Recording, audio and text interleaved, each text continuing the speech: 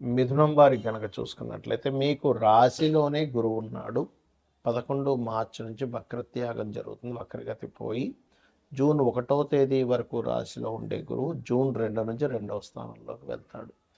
దీని మూలంగా కలిగేటువంటి ఫలితాలు ఏమిటి, ఏ దేవత ఆరాధన చేసుకోవాలి అనేటువంటి అంశాలు చెప్తుంది నేనైనప్పటికీ చెప్పిస్తుంది సాక్షాత్ లలిత అమ్మవారిగా భావిస్తూ ఆ లలితాంబిక అమ్మవారి యొక్క అనుగ్రహం పరిపూర్ణంగా కలగాలని మనస్ఫూర్తిగా కోరుకుంటూ, ప్రధానంగా ఇక్కడ ఎప్పుడైతే ఈ యొక్క మిథునంలో ఉన్నాడో ఎప్పటి నుంచో ఉద్యోగ సంబంధించినటువంటి విషయాలలో ప్రతికూలమైనటువంటి వాతావరణం ఇప్పుడు అనుకూలిస్తుంది, గుర్తుపెట్టుకోండి.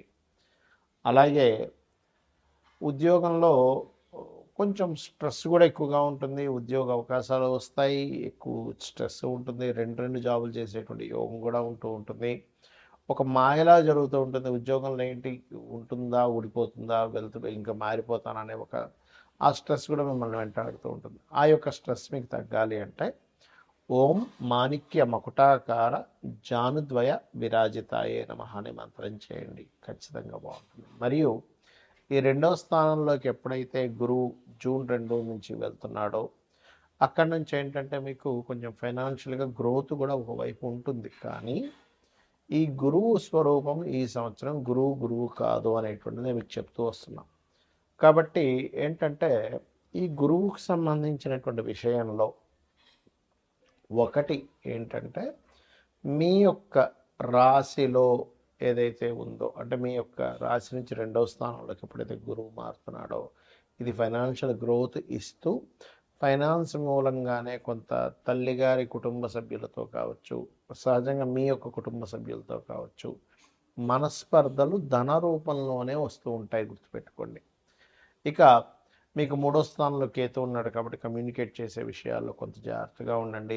భాగ్యంలో రాహు మూలంగా మీరు పితృదేవత ఆరాధన చేసుకుంటే చాలా మంచిది. ఓం మాణిక్య ముకుటాకార జానుద్వయ విరాజితాయ నమః అనే మంత్రాన్ని రోజు మీరు కనీసం 45 నిమిషాలు చేయండి. కెరియర్ పరంగా ఖచ్చితంగా మీకు బాగుంటుంది. అయితే మీ యొక్క పర్సనల్ చార్ట్లో ఏదైనా ఒక గ్రహం వక్రించిందనుకోండి, అసలు మనకి మొత్తం 9 గ్రహాలలో అంటే రవిచంద్రులు ఎప్పుడు వక్రించవు, రాహుకేతువులు ఎప్పుడు వక్రగతిలోనే ఉంటాయి. అయితే ప్రత్యేకంగా వక్రించేటువంటి గ్రహాలు ఏమిటి అని చెప్పి చూసుకున్నట్లయితే గురువు, శని, కుజుడు, బుధుడు, శుక్రుడు, ఈ 5 గ్రహాలు.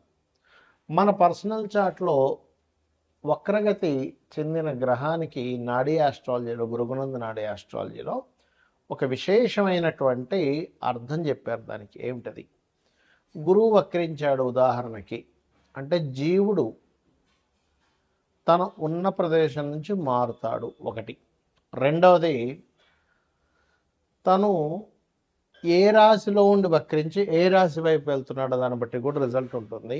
ఏ గ్రహాన్ని వదిలిపెట్టి ఇంకే గ్రహంలోకి వెళ్తున్నాడు అనే దాన్ని బట్టి కూడా రిజల్ట్ ఉంటుంది. అక్కడ ఒక శుభగ్రహం ఉండి వదిలిపెట్టి పాపగ్రహం వైపు వెళ్తే ఇతను ఉన్న ప్రదేశం మారడం వల్ల లేకపోతే కొన్ని వదిలేయడం వల్ల చాలా ఇబ్బంది పడతాడని అర్థం. అలా కాకుండా అంటే ఎలా అంటే ఇప్పుడు చూడండి, మనకి మంచి మనుషులను వదిలేసి అనవసరమైన దీంట్లో వెళ్తున్నాము అని చెప్పొచ్చు. ఏది శుభగ్రహంతో ఉన్నటువంటి గురువు వక్రించి పాపగ్రహం వైపు వెళ్తే. అలా కాకుండా పాపగ్రహంతో ఉన్నటువంటిది వదిలేసి శుభగ్రహం వైపు వెళ్తున్నాడు అనుకోండి, మీ లైఫ్లో ఖచ్చితంగా కొన్ని ఇబ్బందులు ఏవైతున్నాయో పోయి మళ్ళీ మంచి టైం వస్తుందని కూడా చెప్పొచ్చు. అయితే జూపిటర్ వక్రగతి అనేటువంటి పాస్ట్ లైఫ్ అని చెప్తుంది. ఏ గ్రహమైన వక్రగతి అంటే పూర్వజన్మల్లో కొన్ని దేవతా సంబంధించినటువంటివి, గురు సంబంధించినటువంటిది, అదేవిధంగా స్పిరిచువల్ రిలేటెడ్ సంబంధించినవి, గురువు సేవ సంబంధించినవి కొన్ని మీరు పెండింగ్లో ఉన్నారు, అవి మీరు తీర్చుకోవడానికి ఈ జన్మ ఎత్తారు అనేటువంటిది మీరు అర్థం చేసుకోవాలి. ఇక అంటే ఎవరికైనా గైడింగ్ చేయడం అనుకోండి, టీచింగ్ చేయడం అనుకోండి, ఇవన్నీ కూడా అనుకోండి.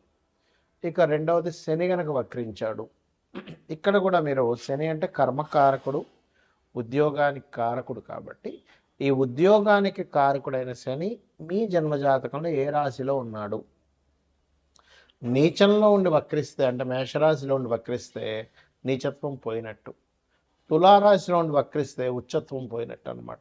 కాబట్టి ఉచ్చ నీచ స్థానాల్లో ఉండేటువంటి గ్రహాలు వక్రించినప్పుడు అది రివర్స్ ఫలితాలు ఇస్తాయి.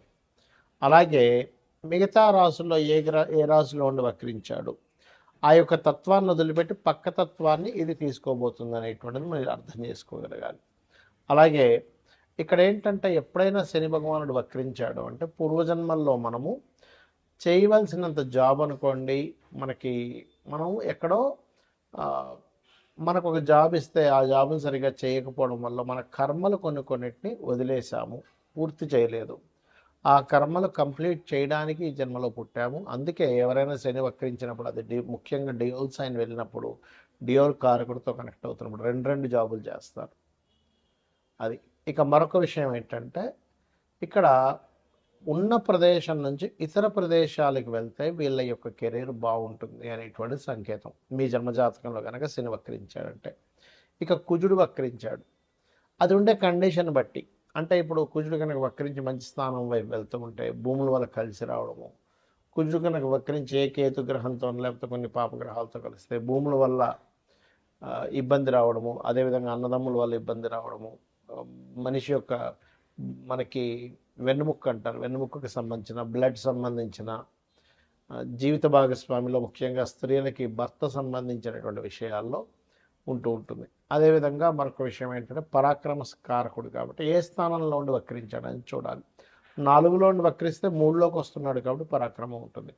అంటే ఇక్కడ ఏంటంటే అది ఎన్ని డిగ్రీల్లో ఉండి వక్రించింది, ఏ నక్షత్రంలో ఉండి వక్రించింది, ఏ రాశిలో ఉంది వక్రించింది, వక్రించిన తర్వాత ఏ గ్రహాలన్నది కనెక్ట్ అవుతుంది అనేది ముఖ్యంగా చూడాలి వక్రించిన గ్రహం మూలంగా. అలాగే బుధుడు శుక్రుడు. బుధుడు వక్రించాలంటే దాని అర్థం ఏమిటంటే నాలెడ్జ్ షేర్ చేయడానికి పుట్టావు నీవు ఎంత నాలెడ్జ్ని షేర్ చేస్తూ ఉంటే లైఫ్లో అంత ఎదుగుతూ ఉంటావని దీని యొక్క అర్థం.